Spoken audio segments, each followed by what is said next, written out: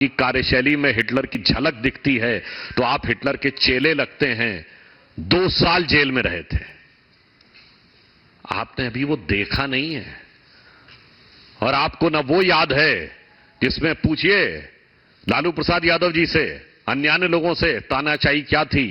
इसीलिए तानाशाही की बातें करने वाले केजरीवाल जी, आपके लिए कहना चाहूंगा, गमो अंधों से लबरेज पैमाने नहीं देखे, अभी तो बस्तियां देखी हैं वीराने नहीं देखे। जो आप भाषण दे रहे हो, फिर आपसे पूछना चाहता हूं, आप बोलेंगे, सूप बोले तो बोले, छलनी भी बोले जिसमें 100 छेद। कहां गए वो जब आपने आंदोलन शुरू किया था? कहां गए प्रशांत भूषण? कहां गए योगेंद्र यादव? कहां गए किरण बेदी? कहां गए कुमार विश्वास? कहां गई शाजिया इल्मी? कहां गए अश्विनी उपाध्याय? और तो और वो जो टोपी लगाते थे कि मुझे चाहिए जन लोकपाल, लोगों को नहीं याद हो तो आपने अपनी पार्टी में एक लोकपाल नियुक्त किया था, एडमिरल रामदास, कहां गए? वो भी चले गए। और जब आप जेल में चले गए तो स्टार कैंपेनर की लिस्ट में नंबर 1 पे कौन आया? आपकी श्रीमती जी। न पार्टी का कोई पदाधिकारी, न पार्टी का कोई मंत्री, न पार्टी का कोई विधायक। तो मुझे लगता है, और इन सब लोगों ने केजरीवाल जी के तानाशाही रवैये के बारे में बाहर आके बताया। वो तो बीजेपी तो सुन रहे थे अब सुधांशु त्रिवेदी को, जो अरविंद केजरीवाल के बयान को लेकर पलटवार कर रहे थे और बार बार ये कह रहे थे कि किस तरीके से आज अरविंद केजरीवाल ने जो बातें कही है वो पीएम मोदी के लिए अपमानजनक है। वो बार बार पीएम मोदी का अपमान कर रहे हैं। साथ ही केजरीवाल तानाशाही की बात ना करें, ये भी सुधांशु त्रिवेदी ने कहा। और ये भी पूछा कि जो लोग उनके साथ आए थे जब पार्टी बनी थी, वो लोग सारे बारी बारी से छोड़कर चले गए, तो आखिर ऐसा क्या हुआ जब अपनों ने ही केजरीवाल का साथ छोड़ दिया? सृष्टि बिल्कुल, तो ये लगातार बड़ी जानकारी आपको दे दे कि किस तरीके से अरविंद केजरीवाल जब अंतरिम जमानत पर बाहर आए हैं और उसके बाद वो लगातार अब बीजेपी पर निशाना साध रहे हैं, जिस पर 20 साल आगे की बात की है और 10 साल में उनके हालात क्या हो गए। 10 साल पहले मैं राजनीति में नहीं आऊंगा, सारी संसद चोर है, कांग्रेस से बच्चों कसम खाता हूं समर्थन नहीं लूंगा, गाड़ी नहीं लूंगा, बंगला नहीं लूंगा, सिक्योरिटी नहीं लूंगा, वगैरह वगैरह वगैरह। अरे 10 साल में आप इतने बदल गए। 20 साल बाद आप कि आपका अस्तित्व भी होगा या नहीं, अगर होगा तो किस रंग रूप में होगा, किस साज सज्जा में होगा, उसकी तो कोई गारंटी नहीं। तो क्या आप आगे की बात करते हैं साहब? इसलिए, मगर मैं एक बात कहना चाहूंगा, उन्होंने जो बात कही है उसमें गंभीर संदेश है देश की जनता के लिए कि आजकल ये नई एक्सपेरिमेंटल पॉलिटिक्स का दौर चला गया। 10 साल में इन्होंने दिखा दिया कि जिसको आप नई राजनीति का प्रयोग कहते हैं वो कितना घातक हो सकता है और कितना विद्रूप हो सकता है। How detrimental it can be and how distorted it can be. इसलिए भारत जिस मुकाम पे आके आज खड़ा है, तो किसी नई राजनीति को प्रयोग करने का वक्त नहीं है। जांचे परखे खरे नरेंद्र मोदी जी के नेतृत्व में एक मजबूत, सुदृढ़, राष्ट्रवादी सरकार को लाने का वक्त है। Just minute, yes ma'am.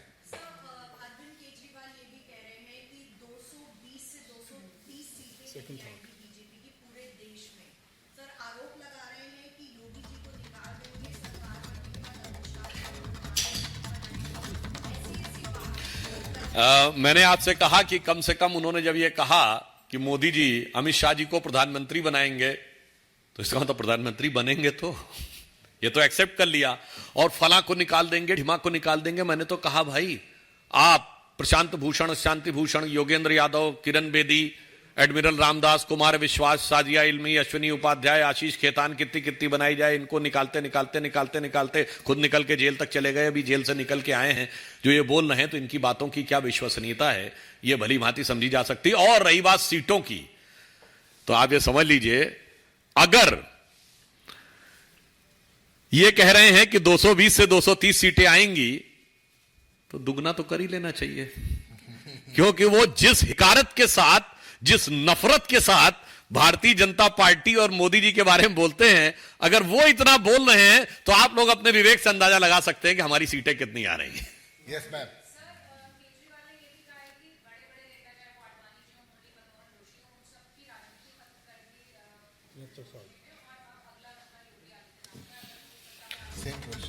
Same question है, मगर हमारे आदरणीय नेता आडवाणी जी वो 87 इयर्स में सांसद बने थे और वो 90 वर्ष की आयु तक सांसद रहे और उसके बाद स्वतः से डॉक्टर मुरली मनोहर जोशी जी इस समय 90 के। मगर पूछना चाहता हूं ये अन्ना हजारे जी के साथ क्या किया था?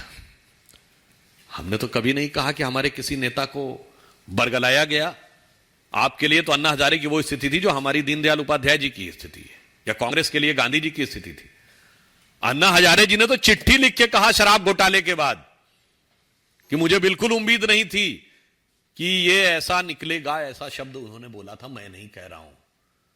तो भाई आप खुद देख लीजिए कि एडमिरल रामदास से लेके और अन्ना हजारे तक आपने क्या किया, और हमने तो भारत रत्न दिया। Yeah. Just a minute.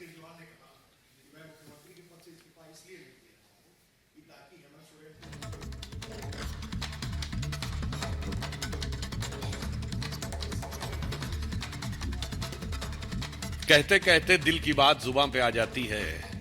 इसका मतलब उनको अपनी पार्टी के किसी भी कार्यकर्ता पर रत्ती भर भी भरोसा नहीं है। अगर वो ये कह रहे हैं कि वो इस्तीफा देते तो पार्टी खत्म हो जाती है। ये दर्शाता है कि मैं फिर कह रहा हूं, वहां से शुरू करिए कुमार विश्वास और किरण बेदी से लेके आज तक, जिसने अपनी पार्टी के हर कार्यकर्ता के साथ ये किया, उसी को ये लग सकता है। यानी इससे बहुत साफ हो गया कि उनके दिल की मंशा कितनी खतरनाक, सोच कितनी छोटी है, और अपने पार्टी के कार्यकर्ताओं पर रत्ती भर का विश्वास नहीं है। सर, तेजस्वी यादव ने कहा है कि जब तक प्रधानमंत्री नरेंद्र मोदी को हटा नहीं देंगे तब तक वो बेड रेस्ट नहीं लेंगे। वहीं खड़गे ने पीसी की है पटना में और ये कहा है कि प्रधानमंत्री। देखिए, जो तेजस्वी यादव जी ने कहा है वो फिलहाल हटाने का संकल्प करते करते खुद ही सरकार से हट गए, और तेजस्वी यादव जी को अब इस बात की भी चिंता करनी चाहिए कि उनके परिवार से ही अब एक दो और नए भी लोग आ गए हैं, उनकी बहन भी आ गई हैं। तो अब उनके लिए बिहार छोड़ दें, मोदी जी छोड़ दें, पहले अपने परिवार में टफ कंपटीशन होने वाला है, उसके बारे में विचार कर लें। अच्छा, जो खड़गे जी ने कहा इसमें कुछ भी नया नहीं है, वो ऐसी ख्वाहिशें, ऐसी